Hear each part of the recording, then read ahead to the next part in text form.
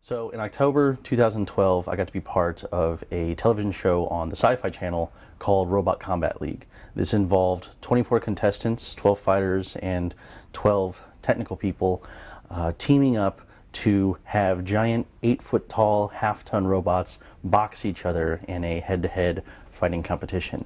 It was really, really exciting, and I would talk about the results, but I can't. You'll have to watch and find out. A lot of my experience at SIUE played into the competition itself. So at SIU, I participated in robot competitions every year that I was here.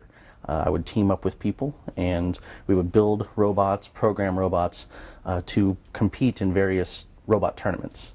And I was very used to problem solving in these situations, dealing with hardware failures, dealing with software failures, and so I learned to work really well under pressure, work really well with a team, and be very strategic and dynamic in trying to beat the other team.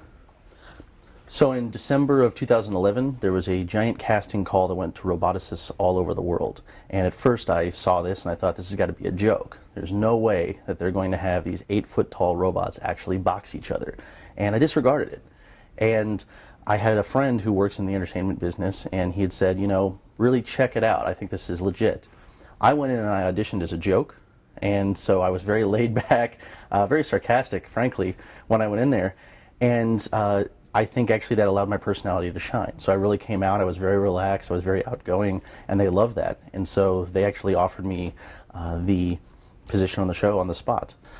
So this is the first time that robots of this size have actually been used in an actual fighting situation like this. We've had much smaller robots that we've worked with for years that can go head to head and compete over various game objects or even do sumo wrestling. But this is the first time that 8-foot tall fighting robots are actually going head to head and boxing. And every single time one hits another one, it's like two cars hitting each other. It's a demolition derby. And so many things can go wrong, especially with small-scale robots. Things go wrong all the time, but with these larger robots, there's so many more things that can go wrong. And it's just an absolute technical feat that we were able to actually have these things fight each other repeatedly, come back and fight again, over and over and over again, until there's one champion. So what's the biggest competition, and also working on a TV show. So you know that your audience is likely a lay audience. They're not necessarily technical. And so you have to take very technical information and be able to communicate that in a way that the general public can understand. That's actually very challenging. It's very difficult to go from a way that you've been trained to think and put it in a way that the general public can think.